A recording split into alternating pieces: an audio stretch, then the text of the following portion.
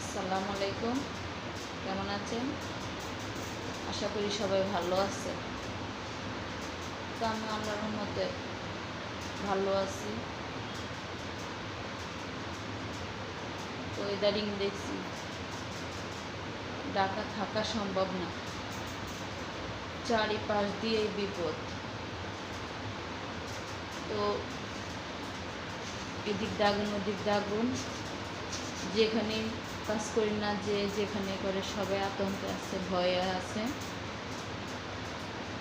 তো তারপরে কি করার আছে, যার মৃত্যু যেখানে সেখানেই হবে। যতই ভয় থাক, রিস্ক থাক, করতেই হবে।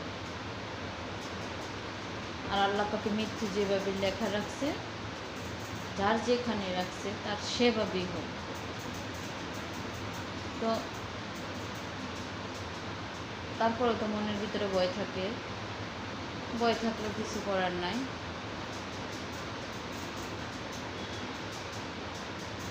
আর প্রচুর বাজারের দাম,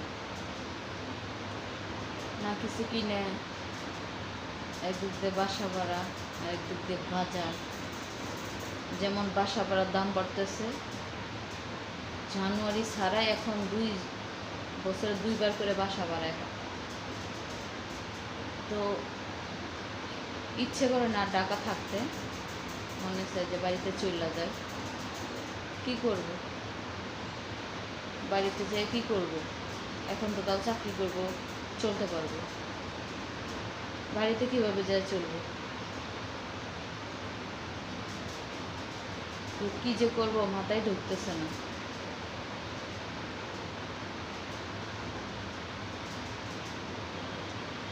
আর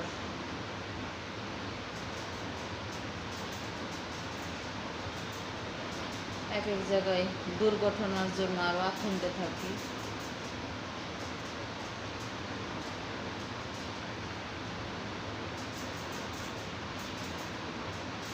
তো আল্লাহ, তুমি সবসময় আমাদেরকে বিপদ আপদ থেকে রক্ষা করো, হেফাজতে রেখো। এটাই। দুর্ঘটনা দেখলে মন খারাপ হয়ে যায়।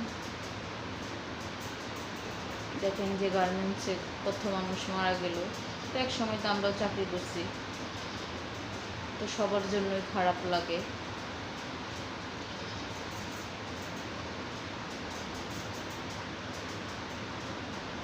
প্রতিটা বছরে বছরে এক একটা দুর্ঘটনা শুরু হয়, কোনোটা বছর ভালোভাবে কাটে না। তো মানুষ বিপদ আপদ নিয়েই বসবাস করতেছি। তো সবাই দোয়া করবেন আল্লাহ পাকের কাছে, যেন আল্লাহ পাক যারা যেখানেই রাখে সুস্থ রাখে, ভালো রাখে। তো আল্লাহ হাফেজ।